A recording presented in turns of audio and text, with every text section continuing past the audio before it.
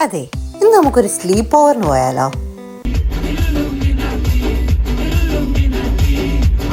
GB ചേട്ടനും beans ചേച്ചിയും കൂടെ ഒരു ദിവസം ഇങ്ങോട്ട് നിൽക്കാൻ വായോ എന്ന് പറഞ്ഞപ്പോൾ അടിപൊളി ഫുഡ് ഉണ്ടാക്കി തരുവാണെങ്കിൽ ഒരു ദിവസമല്ല ചേച്ചി, ഒരാഴ്ചത്തേക്ക് നമ്മൾ റെഡിയാണ് കേട്ടോ എന്നും പറഞ്ഞ് കിട്ടിയ ഡ്രസ്സും വാരിപ്പിറക്കി ബാഗിലിട്ട് ബീച്ചിൻ്റെ കൂടെ കാറി കയറി ഇരുന്ന് കേട്ടോ. ഇങ്ങനെയൊക്കെ ആരെങ്കിലും വിളിക്കാൻ ഉണ്ടാവുക എന്ന് പറയുന്നത് തന്നെ വലിയൊരു ഭാഗ്യമല്ലേ. നമ്മൾ നമ്മുടെ പ്രിയപ്പെട്ട ഫാമിലീനെയും ഫ്രണ്ട്സിനെയൊക്കെ വിട്ട് UK പോലുള്ള ഒരു രാജ്യത്ത് വന്ന് താമസിക്കുമ്പം ഇങ്ങനെ കിട്ടുന്ന ചില നിമിഷങ്ങളാണ് കേട്ടോ നമ്മളെ ഹാപ്പിയാക്കി വെക്കുന്നതുപോലെ തന്നെ UK നിൽക്കാൻ നമ്മളെ പ്രേരിപ്പിക്കുന്നതും. അപ്പോൾ അതുപോലെ എനിക്ക് ഒരുപാട് ഫ്രണ്ട്സിനെ കേട്ടിട്ടുണ്ട് കേട്ടോ, നമ്മളെ ഹാപ്പിയാക്കി വെക്കുന്നതും. നമ്മൾ പറയില്ലേ ഫ്രണ്ട്സ് ബിക്കം ഫാമിലി എന്ന്, അങ്ങനെ ആക്കി വെക്കുന്ന ഒരുപാട് ഫ്രണ്ട്സിനെ എനിക്ക് കേട്ടിട്ടുണ്ട് കേട്ടോ. അത് തന്നെയാണ് ഏറ്റവും വലിയ ഭാഗ്യം എന്നാണ് ഞാൻ വിചാരിക്കുന്നത്. ഒരു ചെറിയ ചാറ്റൽ മഴയ്ക്ക് ശേഷം 7 മണിയായപ്പോഴത്തേക്കും നമ്മൾ അവിടെ എത്തിയിട്ടുണ്ടായിരുന്നു കേട്ടോ. ഒരു വീട്ടിലേക്ക് കയറി ചെല്ലുമ്പം ആദ്യമായിട്ടായിരിക്കും ഒരാൾ കാശ്മീരി മുളക് പൊടിയായിട്ട് കയറി ചെല്ലുന്നത് കേട്ടോ. ചുമ്മാ ഒരു രസമല്ലേ. ചെന്ന് കയറി കുറച്ചു നേരം കഴിഞ്ഞപ്പോൾ തന്നെ സാറമോൾ അവളുടെ മേക്കപ്പ് സെറ്റുമായിട്ട് വന്നു കേട്ടോ. പിന്നെ നെയിൽ പോളിഷ് ഇട്ട് തരലായി, കണ്ണെഴുതി തരലായി. എനിക്ക് ഭയങ്കര ഇഷ്ടമാണ് കേട്ടോ ആരെങ്കിലുമൊക്കെ നമ്മുടെ കണ്ണെഴുതി തരുന്നതും നെയിൽ പോളിഷ് ഇട്ട് തരുന്നതും. അതൊക്കെ സുഖമുള്ള കാര്യമല്ലേ. ബീൻസ് ചേച്ചിയുടെ നല്ല അടിച്ച ചായയും നല്ല പടക്കം പോലത്തെ സമൂസയും കഴിച്ച് നമ്മുടെ കലാപരിപാടികൾ ആരംഭിച്ചു കേട്ടോ. എന്നെ കൊണ്ടാക്കിയിട്ട് ബീച്ചിൽ തിരിച്ചു പോകുന്നായിരുന്നു. ബീച്ചിന് പിറ്റേ ദിവസം ഡ്യൂട്ടിക്ക് പോകേണ്ടതുണ്ട്. നമ്മൾ ചെന്ന പ്രമാണിച്ച് ബിൻസി ചേച്ചി നല്ല അടിപൊളി കറികളും നല്ല പുത്തൂ വെള്ളച്ചോറും ഉണ്ടാക്കി വെച്ചിട്ടുണ്ടായിരുന്നു കേട്ടോ. അതിൽ മെയിൻ ഹൈലൈറ്റ് എന്ന് പറയുന്നത് ചക്കക്കുരു മാങ്ങയായിരുന്നു. കുറേ നാളായി ഞാൻ ആഗ്രഹിച്ചൊരു കാര്യമായിരുന്നു ചക്കക്കുരു മാങ്ങയും കഴിക്കണമെന്ന്.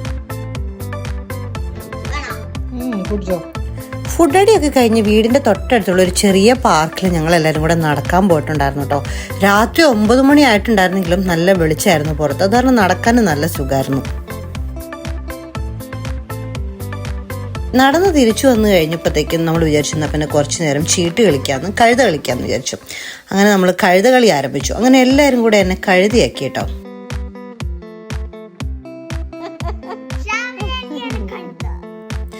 കഴുതിയായി മടുത്തു കഴിഞ്ഞപ്പോൾ നമ്മൾ ഗെയിം ഒന്ന് മാറ്റി പിടിച്ചു. പാമ്പും കോണിയും, ഭയങ്കര നൊസ്റ്റു ഗെയിമായ പാമ്പും കോണിയിലേക്ക് നമ്മൾ കടന്നിരിക്കുകയാണ്. ഒരുപാട് തവണ പാമ്പ് വിഴുങ്ങിയ ശേഷം അതും മടുത്തപ്പോൾ നമ്മൾ കളിയൊക്കെ നിർത്തി പതുക്കെ കിടക്കാൻ പോയി കേട്ടോ.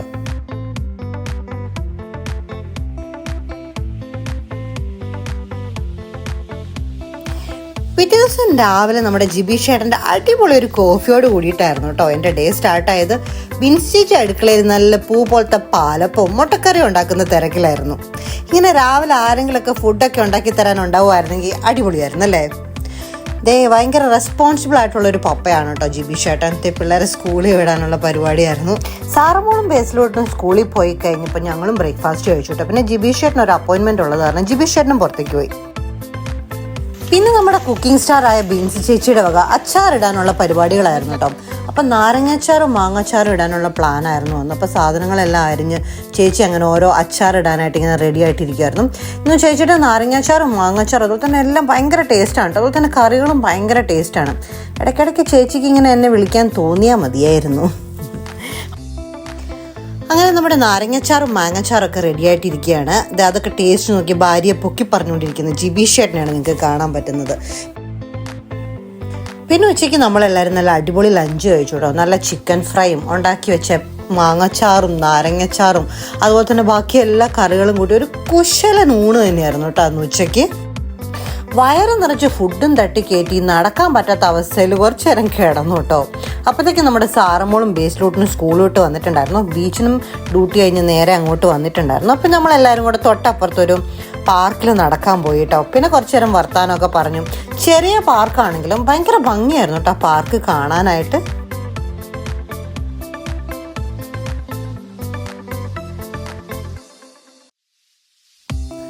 കുറച്ചു നേരം ഞങ്ങൾ ആ പാർക്കിൽ സ്പെൻഡ് ചെയ്ത് ഒരു അടിപൊളി റീലൊക്കെ എടുത്ത് സാറമോളുടെയും ബേസ് റൂട്ടിൻ്റെ സൈക്കിൾ ചോട്ടിലും പരിപാടികളൊക്കെ കഴിഞ്ഞ് പതുക്കെ ഞങ്ങൾ ഒരു സ്ഥലത്ത് ഐസ്ക്രീം കഴിക്കാനായിട്ട് പോവുമായിരുന്നു കേട്ടോ. ഭയങ്കര ഫേമസ് ആയിട്ടുള്ളൊരു സ്ഥലത്താണ് നമ്മൾ ഐസ്ക്രീം കഴിക്കാനായിട്ട് പോയത്. അങ്ങനെ അങ്ങനെ ഒരു നീണ്ട 15 മിനിറ്റ് ഡ്രൈവിന് ശേഷം ഞങ്ങൾ എല്ലാവരും നോക്കിയിരുന്നു നമ്മുടെ ഐസ്ക്രീം കടയിൽ എത്തിയിരിക്കുകയാണ്. സബ്സീറോ സെൽഫി എന്ന് പറയുന്ന ഒരു ഐസ്ക്രീം കടയിലാണ് കേട്ടോ നമ്മൾ എത്തിയത്. അവിടെ ഐസ്ക്രീമുകൾ മാത്രമേ ഉണ്ടായിരുന്നുള്ളൂ. ഒരുപാട് വെറൈറ്റി ആയിട്ടുള്ള ഐസ്ക്രീമുകൾ നമുക്കവിടെ കഴിക്കാൻ പറ്റുമായിരുന്നു കേട്ടോ. അതുപോലെ തന്നെ അവിടെ ഭയങ്കര തിരക്കുമായിരുന്നു.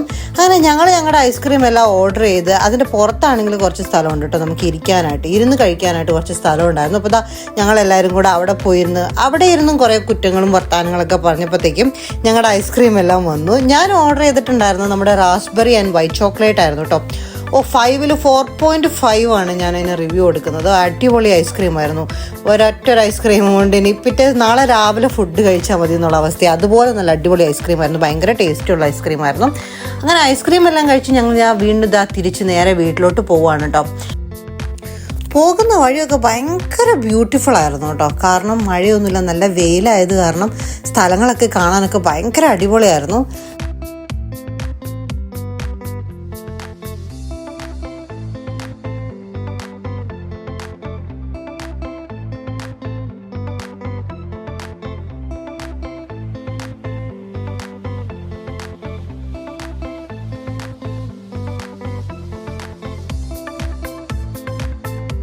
തിരിച്ച് വീട്ടിലെത്തി ഡിന്നറും കൂടെ കഴിച്ചിട്ടാണ് കേട്ടോ നമ്മൾ വീട്ടിലോട്ട് തിരിച്ചു പോകുന്നത്.